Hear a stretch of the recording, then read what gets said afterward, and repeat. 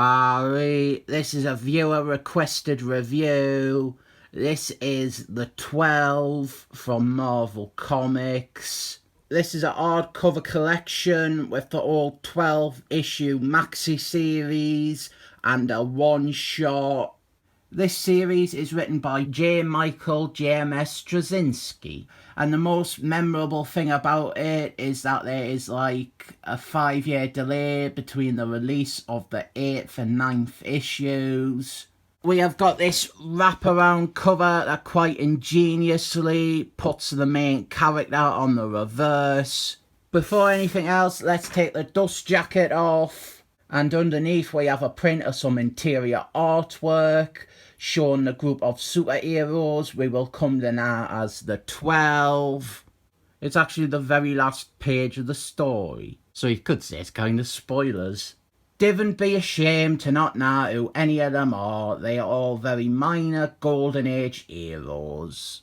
I like me Golden Age heroes, but it's not really worth pointing out who each of them are. Instead, I'll do the main ones.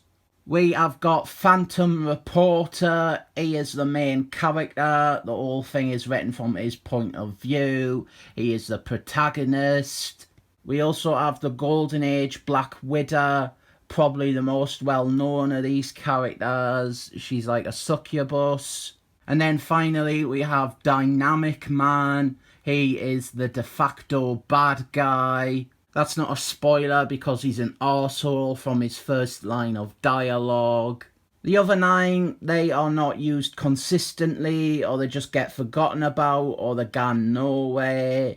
Some of them are interesting, like Captain Wonder, who does get a significant amount of page time, and Laughing Mask, who has a subplot that just gets completely dropped between issues 8 and 9. The others didn't get much. Electro the Robot, he isn't even a character, he's just a robot that's depowered for most of it. And then other characters like the Witness only get a single scene across the whole mini-series. Or Mr. E, who is easy to constantly get confused with Phantom Reporter when he is in costume. On the topic of getting them confused, this one is called Fiery Mask, and he is starring in a book with a character also called Laughing Mask. Some of them are crap, like Blue Blade, or Mastermind Excello, and Rockman, who, like Laughing Mask, has a subplot that just disappears until the last issue. I think that is all 12 done. Mr. E and Mastermind Excello didn't feature on a cover. And I will say, there is effort made to have each of the 12 of them have a unique plot beat or idea to them. Just many of them didn't pan out or amount to anything. Our story is simple. These 12 random World War II era heroes near the end of the war. They investigated a Nazi hideout and they wound up getting captured. They walked into a trap. And then the Nazis want to perform experiments on them, so they get cryogenically frozen. But then the Nazis got defeated and nobody knew about them being future armoured. Then they are discovered and woken up in 2008. They become like the government's property, and the government want them to go out and be heroes again. Really simple stuff. We do all that man out of time stuff we have seen a dozen times over, most notably with Captain America. And each of these 12 heroes reacting differently to the modern day. Captain Wonder, for example, discovers his wife and his children all died, and he is sad. Mr. E has a plotline that does actually resolve about his Jewish heritage. There's little strands with these people and the possibility that some of them aren't really heroes or even nice people. Blue Blade, for example, is only interested in fame and money. Dynamic Man gets felt up by some gays. Rockman claims to be the king of an underground society. Phantom Reporter and Black Widow flirt around a bunch. And Black Widow is up to evil succubus stuff at night. I would love to be able to tell you that the Witness does anything, but he doesn't. My favourite plotline, one that frustratingly doesn't go anywhere, is Laughing Mask. Laughing Mask is a potentially unhinged former district attorney. He stops a petrol station robbery and then afterwards he is subjected to a bunch of bureaucracy, and the result is that it eventually turns up that the guns he uses, they are linked to a murder committed in 1940. So then he gets sent to prison. Then he's just out of prison with only a quick line of dialogue to make note of it. But look, there's a man with no willy. Freaky.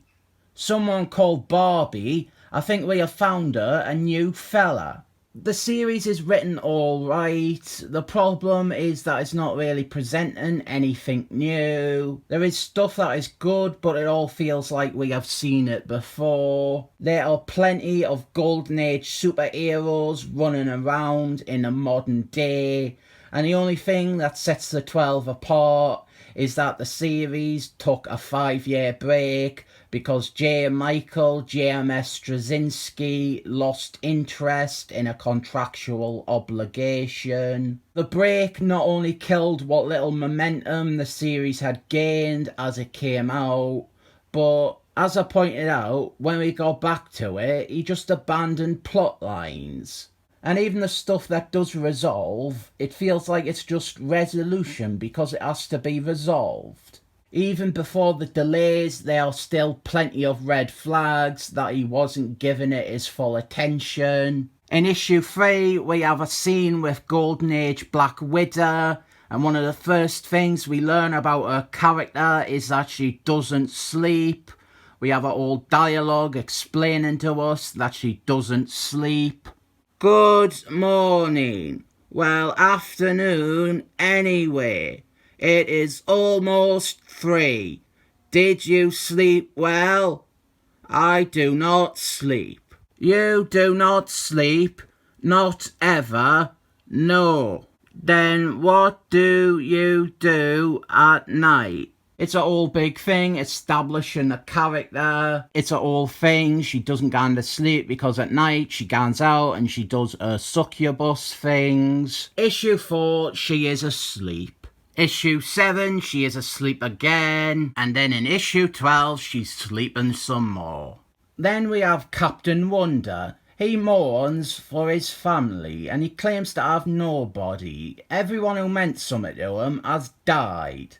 That's like his whole character. Then, in a few issues, we meet up with his kid sidekick, who is now an odd man. And we're just meant to forget that Captain Wonder, his only characterisation was that he had no one left. But apparently, he just didn't consider his sidekick, and there was no mention of a sidekick before this issue, or after it. And this isn't payoff to his character beat of him feeling alone. It's just this issue number 8, I think. It really feels like the left hand didn't know what the right hand was typing. Issue 12 is weird because issue 11 clearly finishes most of the story. The other thing hurting at 12 is they establish this group of characters and then they never appear again in the Marvel Universe. They're never referred to again. Not all of them are really worth getting back to, really. All but one of these characters hasn't appeared again after this series. And the one that did, Phantom Reporter, his only appearance was during the 5-year gap between issues 8 and 9 in a one-shot. And that one-shot is collected in this. I do think that some of these characters are worth getting back to. Maybe in my acclaimed Captain America run. That just won its 19th Eisner Award, by the way. I didn't normally bore you with fan fiction, but I definitely found all the stuff with Black Widow and her origine and the unseen devil that transformed her. I thought that could all be quite neatly and cleanly tied in with the devil that we all already know from other Marvel comics. Also, Captain America could just fight Laughing Mask. Then at the back we have a one-shot that came out during a gap between issues. I reckon it was only done as a fill-in to try and keep the momentum going during the delays, but then it turned out it took years to get to the next issue. It is a prequel to the series and shows many of the characters in action during World War II. One thing I didn't like is that there's some really clunky writing with all the nudge nudge wink wink stuff.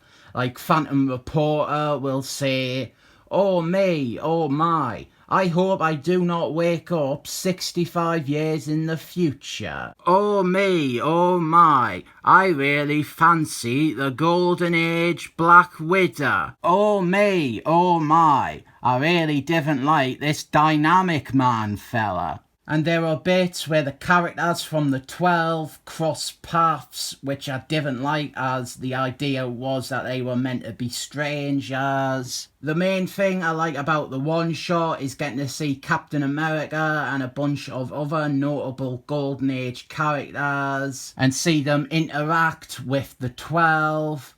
Also of note is in issue number 1, the splash page of World War II Heroes. This here is the only appearance of Night Raven in an American comic.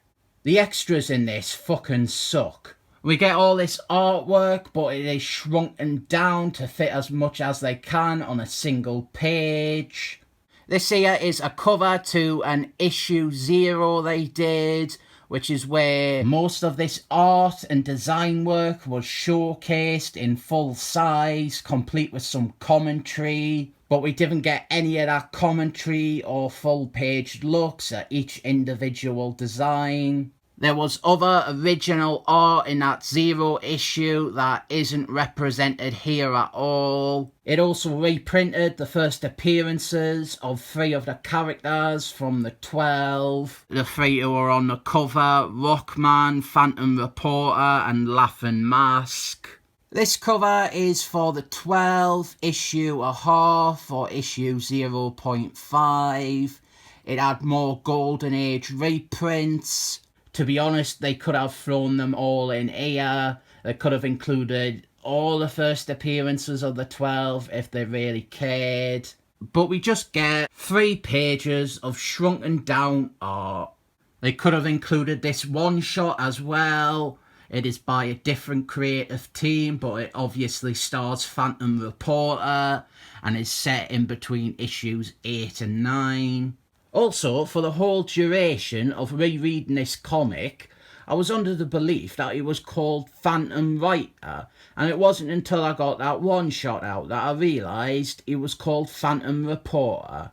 The 12, though, it's alright. It just didn't go anywhere. There is worse things to read, but there's also comics with much more worth than this. Some good ideas, some mangled ideas, some disappointments, but it's not entirely without some merit in there. I rate it 7 thumbs up.